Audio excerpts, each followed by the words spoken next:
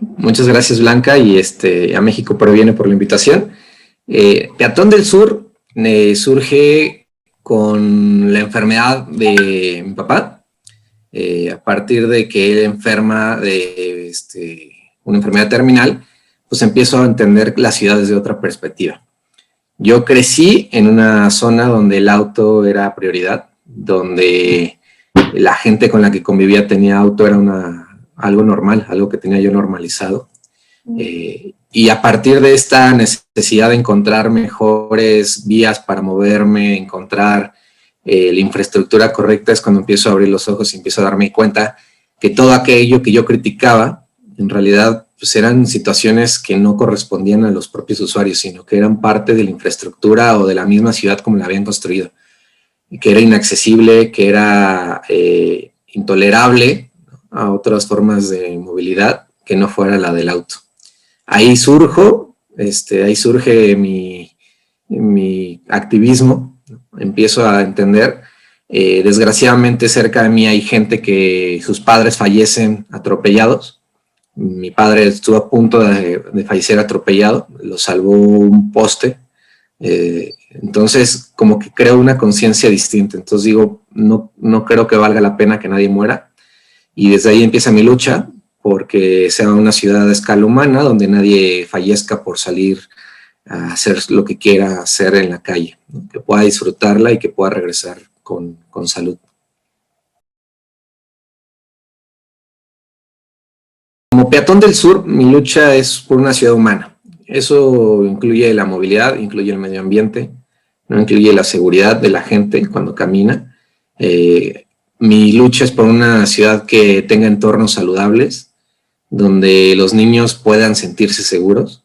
Soy un fiel creyente de lo que dice Tonucci, que es la ciudad, si una ciudad no está hecha para los niños, no está hecha para nadie. Yo sí creo que una ciudad a escala de los niños es una ciudad que es adaptable para todos, donde tenemos mejores parques, donde tenemos mejores calles, y eso trae mejoras en la vida de todos. Trae menos contaminación, trae menos enfermedades respiratorias, trae mejores tiempos, trae mejor convivencia y trae una ciudad apacible, una ciudad no gris, una ciudad verde y una ciudad en la que todos podemos convivir mejor. Esa es la principal lucha como peatón del sur.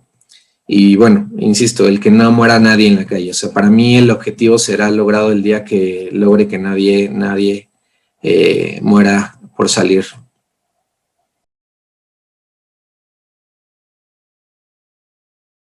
Habría que entender que el 80% de la gente en la zona metropolitana del Valle de México se mueve en transporte público y a pie. Es una cifra muy importante porque tendemos a creer que el auto es como el medio primordial, porque es el que más vemos, porque es el que más espacio ocupa y es el que más contamina, es el que más está presente. Sin embargo, como peatón del sur, la propuesta es muy simple. Necesitamos invertir en transporte público.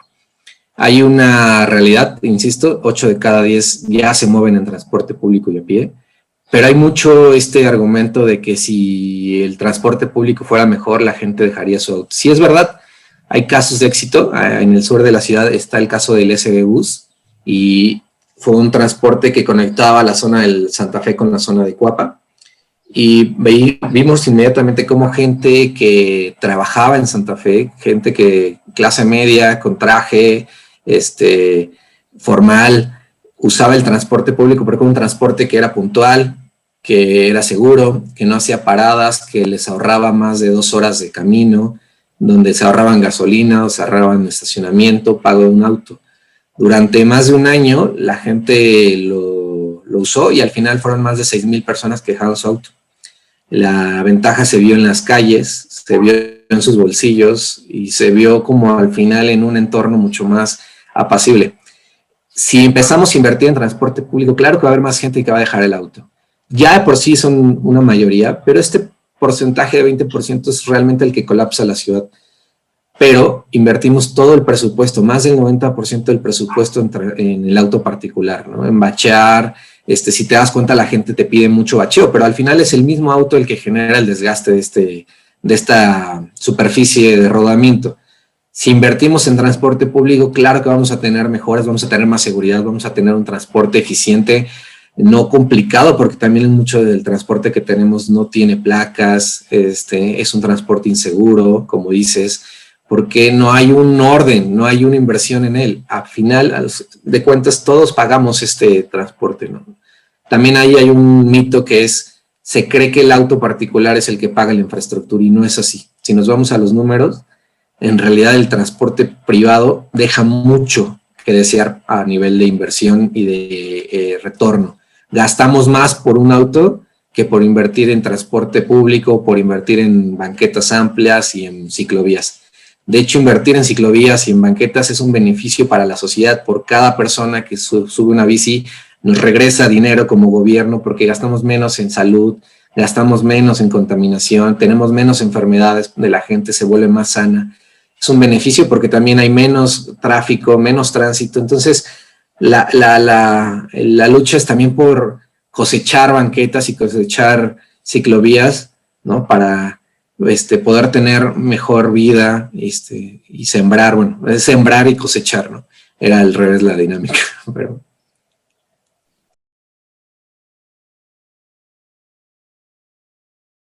De inicio tenemos que entender que la zona metropolitana del Valle de México, de acuerdo a esta encuesta Origen-Destino, nos conecta, debemos romper barreras.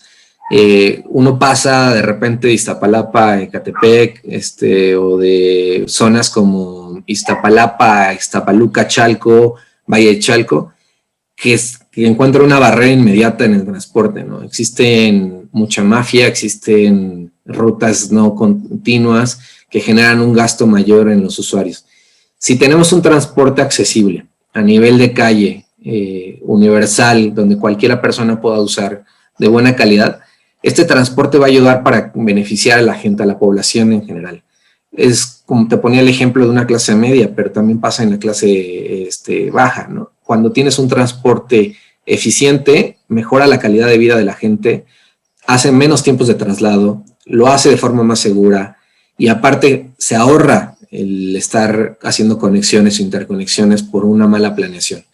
Necesitamos crear y renovar los planes de desarrollo urbano, al final estos planes de rutas, y tenemos que sentarnos con las mafias y con los sindicatos y con este grupo y estos poderosos del transporte, que también son un punto donde han evitado que avance las mejoras hacia el transporte. Necesitamos en este sentido sí una mano dura de parte del gobierno, una mano que sepa negociar, que sepa buscar beneficios para todos, tanto para los transportistas como para la población, principalmente para la población.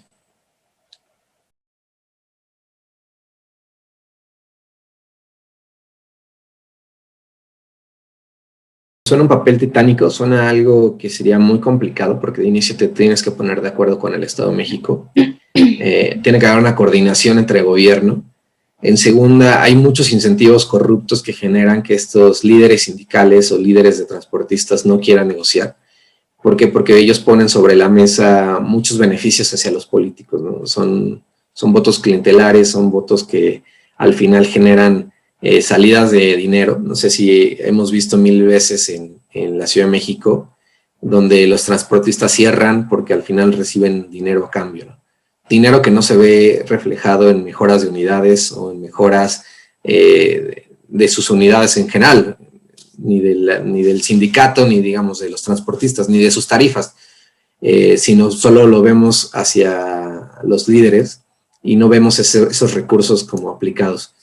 Es un problema que no se ve a corto plazo, sí es complicado aceptarlo, digo, porque sí es un tema muy delicado, digo, de mucha negociación, pero hay planes, o sea, los planes se tienen muy bien establecidas, las rutas se tienen muy bien ubicadas. Lo que no se puede lograr, insisto, por estas mismas mafias es poder entrar a negociar mejoras o generar rutas donde podamos tener una interconexión con los transportes públicos masivos, que sería lo ideal. Lo vemos en muchas rutas donde el transporte público masivo se alimenta de ramales, ¿no? De combis, de camiones, de bicitaxis, incluso podrá alimentarse de ciclovías, donde al llegar al transporte público masivo podamos tener una conexión a nivel ciudad, porque al final sí es real, como dice, son 15 millones, pero son 15 millones que hacen 2 viajes, ¿no? O sea, estamos hablando de casi 30 millones de viajes al día que se hacen en transporte público.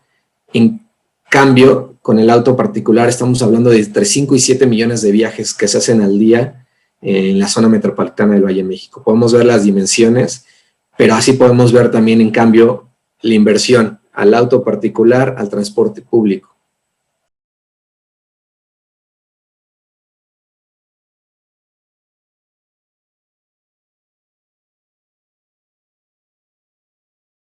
Romper el esquema y la idea de que crear cruces seguros, crear ciclovías es en detrimento de la sociedad. Los políticos se dejan presionar muy fácilmente por este tipo de ideas como colectivas. Ellos tienen que lograr transmitir y sociabilizar estos proyectos para que estos proyectos entiendan desde un principio las ventajas. Ahora, también tenemos muchos proyectos y muchos ejemplos de éxito dentro de la Ciudad de México, que fueron intervenciones que en su momento fueron muy criticadas. Tenemos el caso de Calle Madero, en el centro histórico, donde todos los comerciantes decían que el hacerla peatonal iba a romper el comercio de la zona, que iba a hacer que perdieran dinero, que iba a hacer que la gente se alejara del centro histórico, y hoy es una de las calles más transitadas o la más transitada de Latinoamérica. Y pregúntale a los dueños de los locales qué beneficios les trajo a sus locales.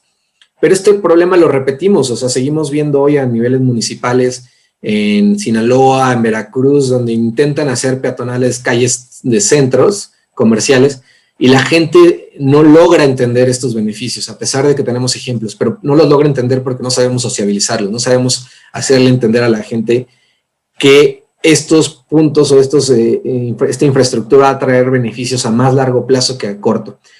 Y estos beneficios a largo plazo son beneficios contundentes, son beneficios a la salud, son beneficios a la economía. Los peatones reactivan la economía, los ciclistas reactivan la economía porque son personas, es uno a uno. Es mucho más fácil atraer a una persona que va caminando que a una persona que va en auto, que solo va viendo información y que no tiene dónde pararse. Si creamos unas calles mucho más seguras, vamos a crear mejor economía, reactivamos todo y ese es el beneficio. Lo vemos ahorita en la pandemia. Las apuestas a nivel mundial era ampliar banquetas para que la gente pudiera sentirse segura, salir a la calle y poder generar un comercio y poder reactivar una economía que estaba estancada.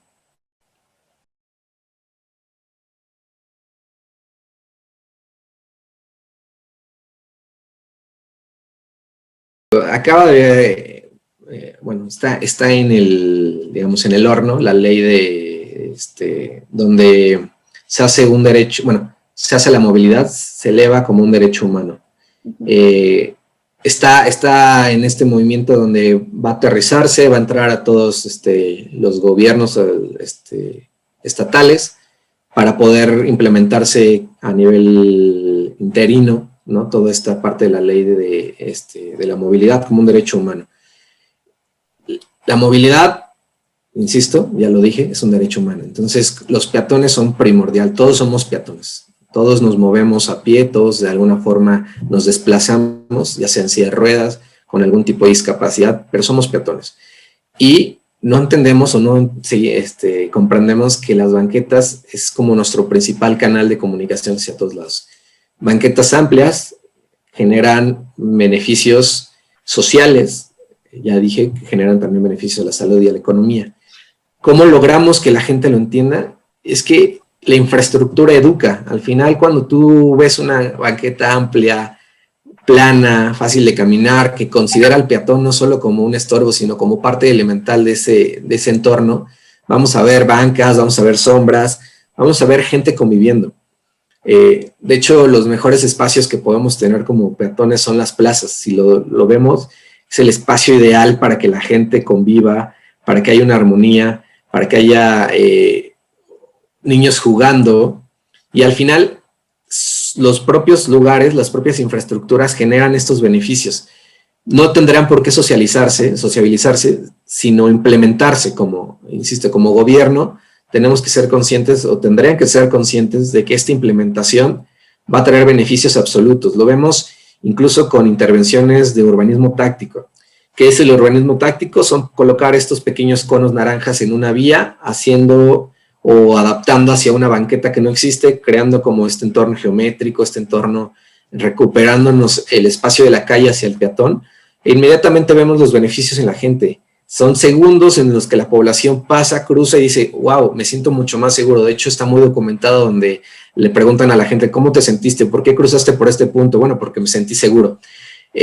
Los beneficios son absolutos. Nosotros como seres humanos que evolucionamos traemos este chip de buscar el punto A al punto B más corto.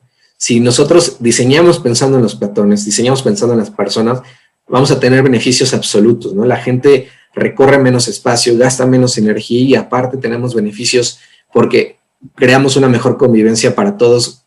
Hay menos hechos viales, menos problemas en las calles, menos muertes viales, menos atropellamientos.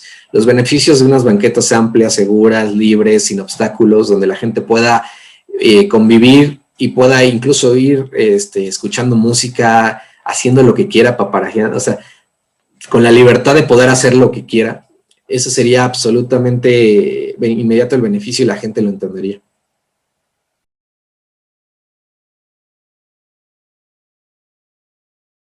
Lo que necesitamos y seguiremos buscando es que la gente haga conciencia para que logre que sus legisladores tomen conciencia.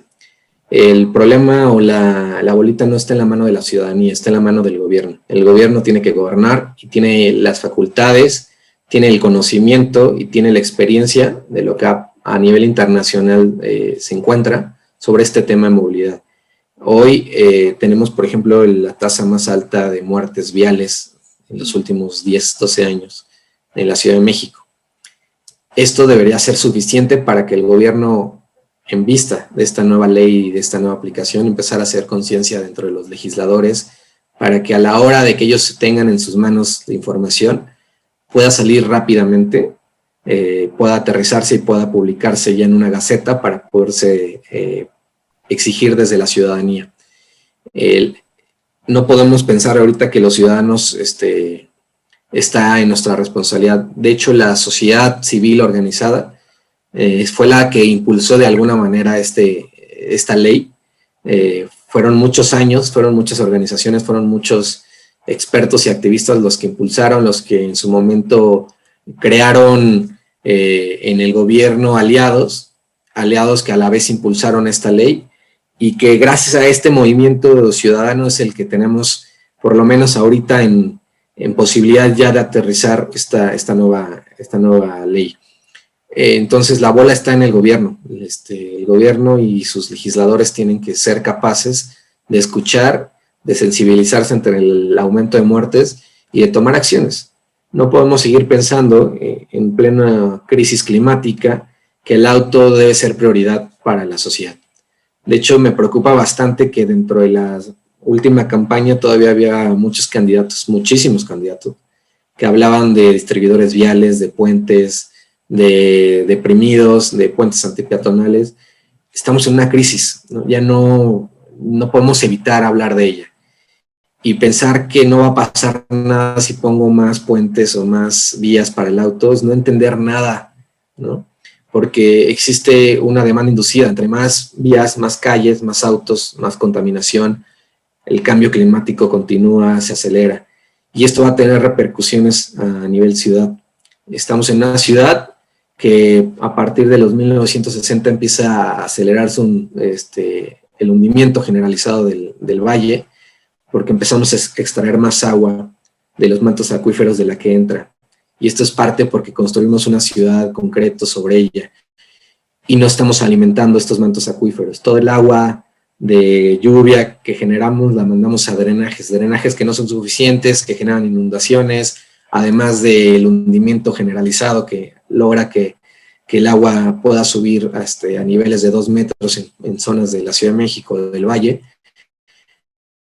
pues no estamos llegando a ningún lado. Entonces, sí es muy importante hacer conciencia, sí es muy importante levantar la voz como ciudadanos, pero sí necesitamos legisladores que sean conscientes de que existe una realidad que pueda afectar a la ciudad y pueda afectar a todos. La realidad es que el cambio climático puede ser el que destruya la economía de cualquier país y no lo estamos entendiendo ni lo estamos legislando.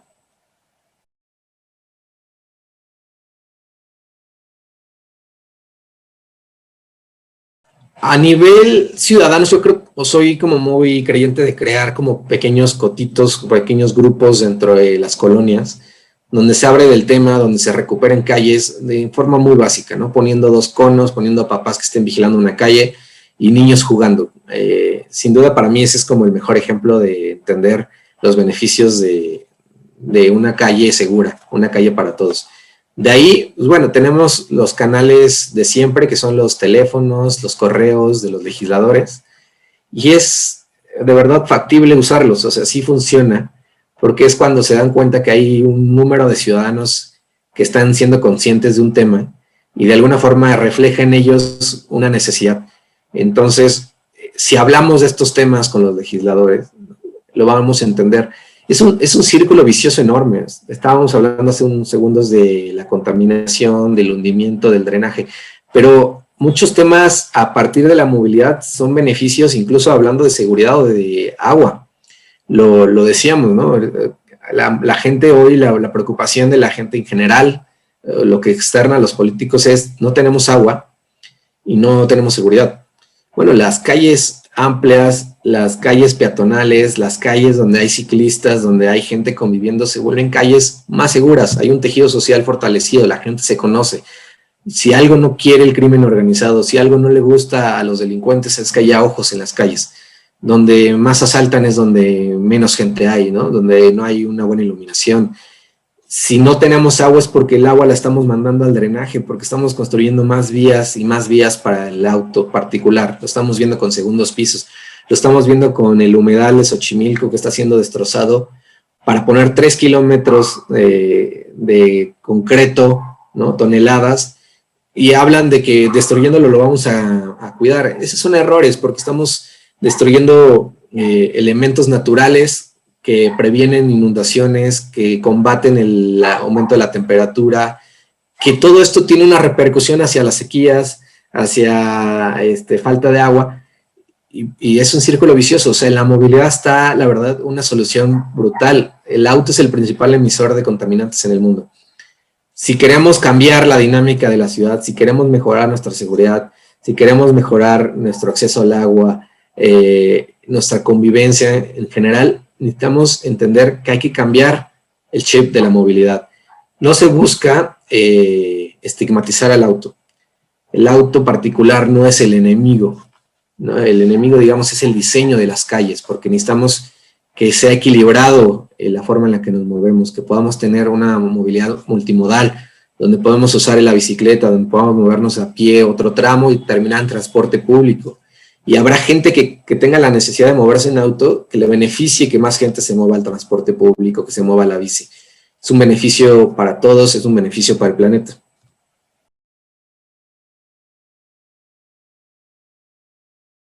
La lucha es por la vida, la lucha es por una ciudad humana. Necesitamos cambiar la infraestructura, necesitamos hacer conciencia que afuera son millones de personas que se mueven sin auto, que están expuestas, que son vulnerables, que nuestras calles no fueron pensadas en los movimientos ni las líneas de deseo peatonal o las líneas de deseo de los ciclistas, sino fueron pensadas en velocidad, en calles mucho más rápidas.